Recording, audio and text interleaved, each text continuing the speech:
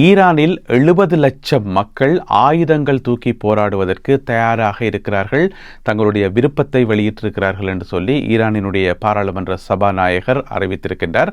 இது சம்பந்தமாக விரிவாக விளக்கமாக இந்த காணொலியில் பார்க்க போகின்றோம். அதனை அடுத்து இலங்கை செய்திகள் தொடர இருக்கின்றன. இன்றைக்கு இலங்கையில் நடந்த பல முக்கியமான நீதிமன்ற வழக்குகள் சம்பந்தமாக பார்க்க இருக்கின்றோம்.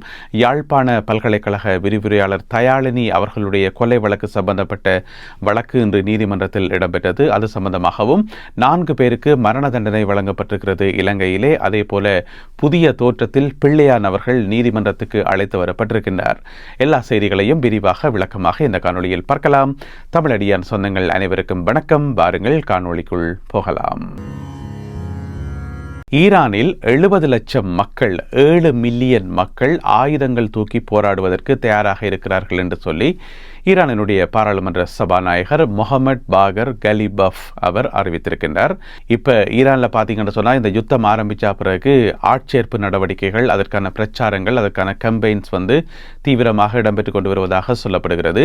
எனவே ஈரானிய மக்கள் தங்களுடைய நாட்டை காப்பாற்றுவதற்காக இதுவரைக்கும் 70 லட்சம் மக்கள் தங்களுடைய விருப்பத்தை வெளியிட்டிருக்கிறார்கள். எந்த நேரத்திலும் நாங்கள் ஆயுதம் தூக்கி போராடுவதற்காக, எங்களுடைய நாட்டை காப்பாற்றுவதற்காக போராடுவதற்கு தயாராக இருக்கிறோம் என்று சொல்லி தங்களுடைய பேர் விவரங்களை பதிவு செய்திருக்கிறார்கள் என்று சொல்லி பாராளுமன்ற சபாநாயகர் சொல்லியிருக்கின்றார்.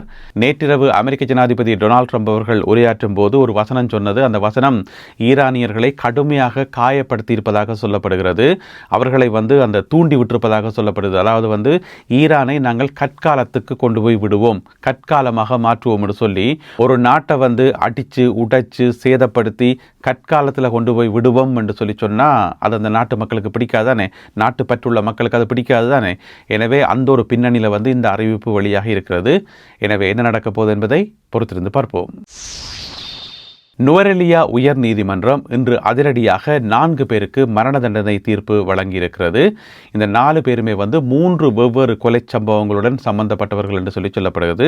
அதாவது ஒன்றுக்கொண்டு தொடர்பில்லை, இருந்தாலும் வெவ்வேறு சந்தர்ப்பங்களில் இடம்பெற்ற 3 கொலை கேசுகள் எல்லாத்துக்கும் சேர்த்த தீர்ப்பு இன்று வழங்கப்பட்டிருக்கிறது. அதில் பார்த்தீங்கன்னு சொன்னால் ஒரு கொலை சம்பவம் 1990ஆம் ஆண்டில் நடந்திருக்குது.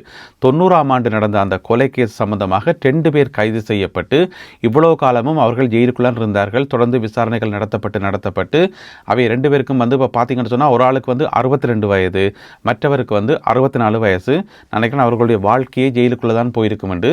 எனவே இன்று அவர்கள் 2 பேருக்கும் மரண தண்டனை வழங்கப்பட்டிருக்கிறது. இந்த கொலை சம்பவம் பொகவந்தலாவ பகுதியில் இடம்பெற்றது 1990ஆம் ஆண்டு. அதுக்கு பிறகு 1998ஆம் ஆண்டில் நானோயா பகுதியில் ஒரு கொலை சம்பவம் ஒன்று இடம்பெற்றது. அதில் சம்பந்தப்பட்டவருக்கு 47 வயது, அவருக்கும் இன்றைக்கு மரண தண்டனை வழங்கப்பட்டிருக்கிறது. அதுக்கு பிறகு பார்த்தீங்கன்னு சொன்னால் 2009ஆம் ஆண்டில் ஒருவர் தன்னுடைய தாய், மனைவி, பிள்ளை எல்லாரையும் கொலை செய்திருக்கார். 3 பேரையும் கொலை செய்திருக்கார். பட்டிப்போல என்ற இடத்துல அவருக்கும் மரண தண்டனை வழங்கப்பட்டிருக்கிறது. அவருக்கு இப்போ 55 வயசு. என்ன நோக்கத்துக்காக தாய், மனைவி, பிள்ளை எல்லாரையும் கொலை செய்தார் என்று தெரியல, வருத்தம் போல இருக்கு. எனவே அவருக்கு 55 வயசு.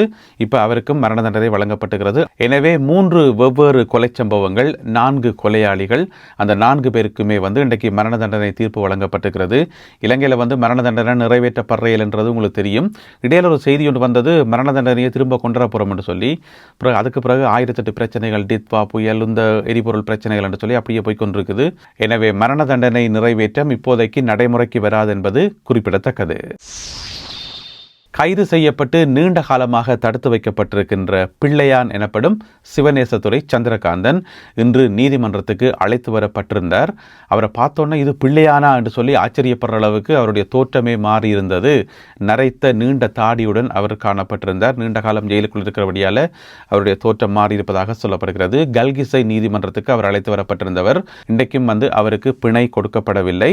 பிணை கொடுக்கிறதுக்கான காரணங்கள் தெளிவாக இல்லை என்று சொல்லி நீதிபதி பிணை கொடுக்க மறுத்திருக்கின்றார். அதனால் அவர் தொடர்ந்தும் தடுப்பு காவலில் வைக்கப்பட்டிருக்கிறார். உங்களுக்கு தெரியும், கிழக்கு பல்கலைக்கழகத்தினுடைய துணைவேந்தர் பேராசிரியர் சிவசுப்பிரமணியம் ரவீந்திரநாத் அவர்கள் கடத்தப்பட்டு காணாமல் போக செய்யப்பட்டமை தொடர்பாகத்தான் பிள்ளையான் அவர்கள் கைது செய்யப்பட்டிருந்தவர். அது மட்டுமில்ல, கேஸ் இன்னும் நிறைய கேஸுகள் இருக்குது. ஆனால் அதுக்காகத்தான் கைது செய்யப்பட்டிருந்தவர். எனவே அவர் தொடர்ந்தும் விளக்கமறியலில் வைக்கப்பட்டுள்ளார். இன்று நீதிமன்றத்துக்கு அழைத்து வரப்பட்டிருந்த மற்றொரு நபர், மற்றொரு முக்கியமான நபர் கபில சந்திரசேன, ஸ்ரீலங்கன் ஏர்லைன்ஸினுடைய முன்னாள் CEO கபில சந்திரசேன. அவருக்கும் இன்றைக்கு வழக்கு நடந்தது. ஆனால் இன்றைக்கும் அவருக்கு பிணை கொடுக்கல. ஏப்ரல் மாதம் 17ஆம் தேதி வரைக்கும் அவர் விளக்கமறியலில் வைக்கப்படுவார் என்று சொல்லி கொழும்பு நீதிமன்றத்தால் தீர்ப்பு வழங்கப்பட்டிருக்கிறது. என்ன பிரச்சனை என்று சொன்னால், அவர் வெளியில் இருக்கிறத விட உள்ளுக்குள்ளே இருக்கிறதான் அவருக்கு சேஃப்டி. ஏனென்று சொன்னால், அவர் மஹிந்த ராஜபக்சவுக்கு காசு கொடுத்தனான் என்று சொல்லி வாக்குமூலம் கொடுத்திருந்தவர் தானே. பிறகு சொல்லப்பட்டது சீச்சி அப்படியெல்லாம் வாக்குமூலம் கொடுக்கல, அதெல்லாம் பொய் என்று சொல்லி.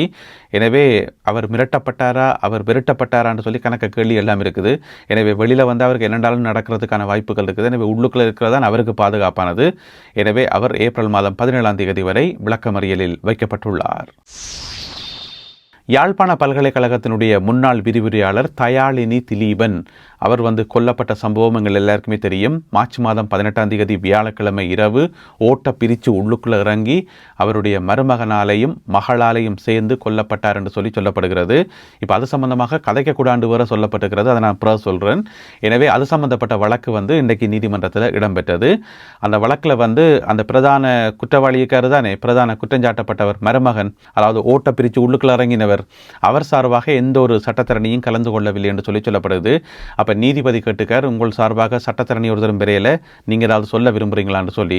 என்னத்தை சொல்றது கொண்டுமே இல்லை. அவள் வாயை துறக்கலையாம், ஒரு கதையும் கதைக்கலையாம், பேசாமல் தலையை குனிஞ்சு நின்றவராம். அதுக்கு பிறகு பார்த்தீங்கன்னு சொன்னால் மகள், ஏனடா மருமகனும் மகளும் சேர்ந்து தான் இந்த சம்பவத்தில் ஈடுபட்டது. மகள் சார்பாக வாதாடுறதுக்காக ஒரு சிங்கள சட்டத்தரணி ஒரு ஆள் வந்திருக்கிறார். அவருடைய பேர் சமிந்த அத்துக்கோரலை. அவர் தான் வந்திருக்கிறார். அவர் சில நியாயங்களை எடுத்து வச்சுக்கார். என்னென்று சொன்னால், இந்த மருமகன் இருக்காரு தானே, அவரை ஏற்கனவே மகளை சந்திக்கக்கூடாது, மகள் இருக்கிற ஏரியாக்கே வரக்கூடாது, அவள் படிக்கிற பள்ளிக்கூட பக்கம் போகக்கூடாது, அந்த கிராமத்துக்கே வரக்கூடாதுன்னு சொல்லி ஏற்கனவே நீதிமன்றத்தால் சொல்லப்பட்டதாம். ஏற்கனவே நிறைய கேஸுகள் போய்கொண்டிருக்கு தானே, மற்றது அவருக்கு எதிராக வேறு கேஸுகளும் போய்கொண்டிருக்குது. எனவே வரக்கூடாதுன்னு சொல்லி, அது மட்டும் இல்லாமல் 2 பேருக்கும் டிவோர்ஸ் கேஸும் போய்கொண்டிருக்குது. அதனால் ஒரு ஆள் சந்திக்கக்கூடாது, அந்த ஏரியாக்கே வரக்கூடாதுன்னு சொல்லி நீதிமன்றத்தால் சொல்லப்பட்டிருந்ததாம். அதையும் மீறி இவர் வந்திருக்கிறார், ஓட்ட பிரித்து உள்ளுக்குள்ளே இறங்கியிருக்கார் என்று சொல்லி சட்டத்தரணி சுட்டி காட்டியிருக்கார். அது மட்டும் இல்லாமல் இன்னும் ஒரு விஷயம் என்னென்னு சொன்னால், இந்த மகள் சம்பந்தமாகவும், அதாவது சமூக வலைத்தளங்களில் எல்லா இடம் செய்தி பரவினது. மகள் காலை அமுக்கி பிடிச்சு கொண்டிருக்கும் போது அவர் கொலை செய்தவர் என்று சொல்லி 2 பேரும் சேர்ந்து தான் இந்த கொலை சம்பவத்தில் ஈடுபட்டார்கள் என்று சொல்லி, இந்த மருமகன் பொலிசில வாக்குமூலம் கொடுத்தார் என்று சொல்லி எல்லா இடமும் செய்திகள் பரவினது. சமூக வலைத்தளம் எல்லாம் செய்திகள் பரவினது. அந்த மாதிரி செய்திகள் பொய் செய்திகள் என்று சொல்லியும், அப்படி எந்த விதமான வாக்குமூலமும் கொடுக்கவில்லை என்று சொல்லியும் மகள் சார்பாக வாதாடிய அந்த சிங்கள சட்டத்தரணி சமிந்த அத்துக்கோரலை சொல்லியிருந்தார். அதனை அடுத்து நீதிபதி சொல்லியிருக்கிறார், இது சம்பந்தமான செய்திகளை வெளியிட விரும்புகின்ற ஊடகவியலாளர்கள் யாரென்றாலும் நீங்கள் நீதிமன்றத்துக்கு இங்கே என்ன நடக்குது என்று பார்த்து நேரடியாக பார்த்து அந்த உள்ள தகவல்களை வெளியிடுங்கோ, நீங்கள் பொய்யான தகவல்களை வெளியிட வேண்டாம் என்று சொல்லி. எனவே இந்த கேஸில் யார் உண்மையான குற்றவாளி, அந்த மருமகனா அல்லது மகளா அல்லது 2 பேரும் சேர்ந்துதான் வடிவா பிளான் பண்ணி இந்த கொலையை செய்தார்களா என்பதை நீதிமன்றம் முடிவெடுக்கும். ஏப்ரல் மாதம் 16ஆம் தேதி வரை இந்த வழக்கு ஒத்திவைக்கப்பட்டுள்ளது. நல்லது அன்பான உறவுகளை, இத்துடன் நிறைய செய்திகளும் தகவல்களும் நிறைவு பெறுகின்றன. இந்த காணொலியில் பகிர்ந்து கொள்ளப்பட்ட செய்திகள் தொடர்பான உங்களுடைய கருத்துக்களை மறக்காமல் கீழே எழுதுங்கள். மீண்டும் சந்திப்போம். நன்றி, வணக்கம்.